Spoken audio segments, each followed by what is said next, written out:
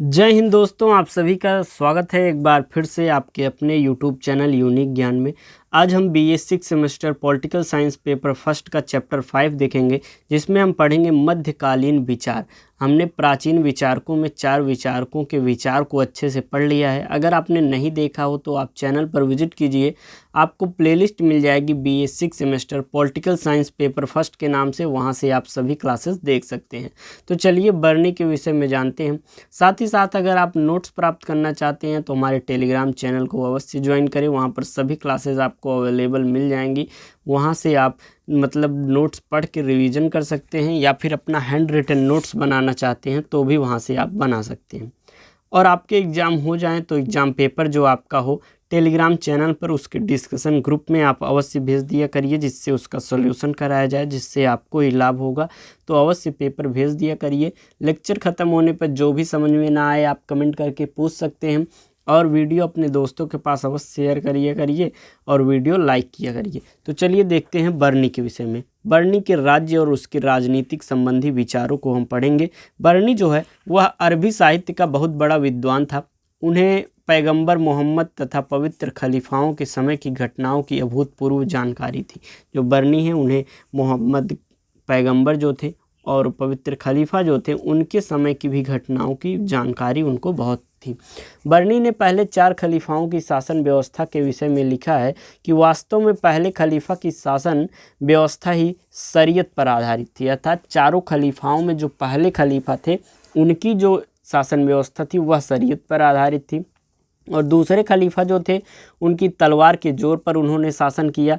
तीसरे खलीफा ने भाई भतीजावाद को बढ़ावा दिया, और चौथे खलीफा ने गृहयुद्ध भड़काकर शासन किया। अर्थात चारों जो खलीफा है, चारों के विषय में बरनी ने बताया है कि पहले जो खलीफा थे उन्होंने एक प्रकार से शरीयत के हिसाब से शासन व्यवस्था चलाया, लेकिन जो दूसरे खलीफा हैं वह तलवार के जोर पर शासन करते हैं। तीसरे खलीफा जो हैं भाई भतीजावाद को बढ़ावा देते हैं, और चौथे खलीफा जो हैं वह गृहयुद्ध भड़का कर शासन करते हैं। बरनी की मान्यता थी कि इसके बाद खलीफाओं के शासन का सूर्यास्त हो गया। इसके बाद मलिकों तथा शाहों का शासन हुआ। बगदाद की पराजय के पश्चात ना तो इस्लामिक साम्राज्यों का बोलबाला रहा और न ही मानव कानून पर आधारित शासन व्यवस्थाओं का। अतः बरनी भारत के लिए ऐसी शासन व्यवस्था बिल्कुल नहीं चाहते थे, बल्कि उनकी मान्यता थी कि सल्तनत का आधार जो है वह धर्म या मजहब होना चाहिए। इसलिए बरनी ने अपनी पुस्तक फतवा जहांदारी में शासन व्यवस्था को मजबूत करने के लिए शरीयत और जवाबित दोनों प्रकार के कानूनों की सराहना उन्होंने की हुई है। दिल्ली सल्तनत की स्थापना से भारतीय राज्य तथा उसकी राजनीतिक प्रकृति में तत्वों का मिश्रण प्रारंभ हुआ। ये तत्व जो हैं राज्य के इस्लामिक सिद्धांत तथा इस्लामी राजनीतिक सिद्धांत का परिणाम थे और कुरान के सिद्धांतों पर आधारित थे। कुरान के दर्शन के अनुसार क्या था कि वो लोग मानते थे कि जो प्रभुसत्ता है वह केवल अल्लाह में स्थित है। दूसरा उन्होंने बताया संपूर्ण विधायी शक्तियाँ भी अल्लाह में निहित हैं। अल्लाह द्वारा निर्धारित नियमों तथा विधियों में कोई परिवर्तन नहीं कर सकता है। और उनका मानना क्या था कि इस्लामी राज्य अल्लाह द्वारा पैगंबर के माध्यम से प्रदत्त विधि पर ही आधारित होना चाहिए। इस्लामी राज्य न तो पूर्ण लोकतांत्रिक कहा जा सकता था, क्योंकि संप्रभुता जनता में निवास नहीं करती, और न ही धर्म तंत्र कहा जा सकता था, क्योंकि संप्रभुता अथवा शासन सत्ता जो है वह एक विशिष्ट धार्मिक वर्ग समुदाय में निवास जो है वह नहीं करती। जो स्वयं को ईश्वर का प्रतिनिधि कहता है वास्तविक रूप से इस राज्य में अल्लाह की पुस्तक अथवा कुरान की संप्रभु होती थी, तथा संपूर्ण शासन प्रशासन जो है वह न्याय व्यवस्था कुरान में लिखित विधि अथवा शरीयत के आधार पर चलाए जाते थे। उनका उस समय का मानना था जो भी उस समय कानून था वह पूरा कुरान में लिखे जो विधि हैं उसी के हिसाब से चलाया जाता था। केवल उन क्षेत्रों में मुस्लिम जन समुदाय मतैक्य के आधार पर निर्णय लेने के स्वतंत्र हैं जहां कुरान में कोई स्पष्ट जो है निर्देश नहीं है। मुस्लिम शासकों से यह अपेक्षा की जाती थी कि वे इस्लाम के एजेंट के रूप में कार्य करेंगे और उसके प्रचार प्रसार को प्रोत्साहित किएंगे। इस्लाम के एजेंट के रूप में वह जो भी मुस्लिम शासक थे वह अपने मुस्लिम जो उनकी जाति के लोग थे उनसे यह अपेक्षा करते थे कि वह एक प्रकार से मुस्लिम एजेंट के रूप में कार्य करें और वह इस्लाम धर्म का प्रचार प्रसार करें और लोगों को भी प्रोत्साहित करें कि वह जो है इस्लाम धर्म का प्रचार कर सकें। शासकों के इन कार्यों की व्याख्या और समीक्षा के लिए किसी धार्मिक अथवा राजनीतिक संस्था के अभाव में यह शासकों की स्वेच्छा पर निर्भर था कि वे इन कर्तव्यों की पूर्ति किस प्रकार करते हैं, अर्थात तो वे अपने इच्छा अनुसार कैसे इसका प्रचार प्रसार करते हैं, इसको सही धारणा देकर करते हैं या गलत धारणा, उनके ऊपर विचार था। यहाँ यह उल्लेखनीय तथ्य है कि कुरान में किसी विशेष प्रकार के राज्य की व्यवस्था नहीं की गई और न ही कोई व्यवस्थित राजनीतिक निर्देश दिए गए थे। कुरान में केवल 3 सामान्य सिद्धांतों का संकेत मिलता है जिन पर विश्वास करना सभी सच्चे मुसलमानों के लिए आवश्यक माना जाता है। अर्थात कुरान में 3 सामान्य सिद्धांत दिए हैं जिसे हर एक मुसलमान को मानना होता था। पहला जिसमें था जनता पर न्याय संगत शासन करो, एक प्रकार से न्याय के साथ शासन करो। दूसरा है अपने कार्यों को सलाह या मशवरा लेकर पूरा करो। और तीसरा है कि अल्लाह की आज्ञा को पूरा करो, पैगंबर की आज्ञा मानो और अपने से अधिकारों में बड़े लोगों की आज्ञा का पालन करो। उनका एक प्रकार से मानना था कि जो अल्लाह की आज्ञा है उसे मानो और जो पैगंबर कहता है उसकी आज्ञा को मानो और अपने से अधिकार में जो बड़े हों अर्थात उच्च पदाधिकारी हैं उनकी लोगों की आज्ञाओं को भी मानो। कुरान के ये जो सिद्धांत थे इसमें किसी विशेष प्रकार के विशेष अधिकार के प्राप्त वर्ग का उल्लेख नहीं मिलता और ना ही इस्लाम जो है वह किसी प्रभुत्व संपन्न राजा, राज्य या राजवंश को मानता है। अंततः शरीयत में बताए गए कानून ही इस्लामी राजनीति का आधार हैं। बर्नी ने तत्कालीन परिस्थितियों को देखते हुए उसी के अनुसार अपने राजनीतिक विचार प्रकट किए। चूँकि इस्लामी आचरण जो है वह जनसंख्या के एक छोटे भाग तक ही सीमित था, अतः बर्नी ने यह आवश्यक समझा कि राजतंत्र के प्रति राजनीतिक दायित्व के निर्वाह के लिए इस्लाम के आधार को बनाया जाए। वैधानिक समाज के अभाव में उपर्युक्त उद्देश्य को पाने के लिए धर्म एक महत्वपूर्ण साधन था और विद्रोहियों के प्रति कठोर व्यवहार भी उसका एक अन्य साधन था। वास्तव में बर्नी जो है वह शरीयत पर आधारित व्यवहारिक शासन पद्धति को प्राथमिकता देता था क्योंकि इसी शासन पद्धति को वह संभव तथा वांछनीय मानता था। उनका यह वैचारिक रुख उनकी मुस्लिम कट्टरता को आधुनिक रूप प्रदान करता है।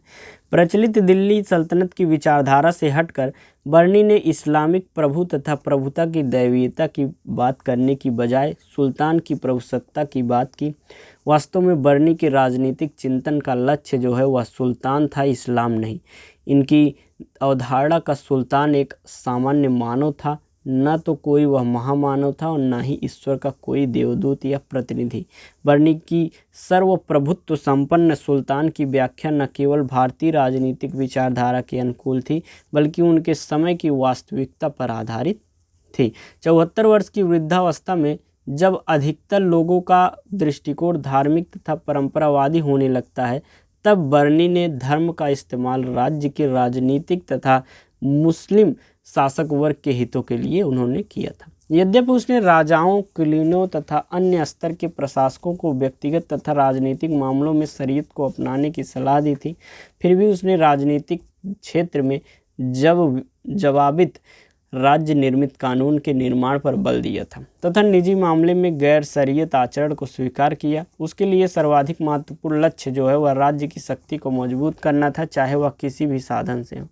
व्यक्तिगत तथा राजनीतिक क्षेत्रों में कानून के आचरण में शिथिलता उस सीमा तक स्वीकार्य थी जब तक कि राज्य की स्थिरता पर बुरा असर एक प्रकार से न पड़े। बस आप ध्यान से समझते रहिए, सुनते रहिए एक कहानी के माध्यम से कि बर्नी का जो है संप्रदाय के लेकर क्या विचार थे, अपने इस्लाम को लेकर उस कितना कट्टर था और उसने सल्तनत काल के समय में क्या विचार अपने रखे थे। इन सभी बातों को बस ध्यान से सुनिए, आपको अच्छे से समझ में आ जाएगा।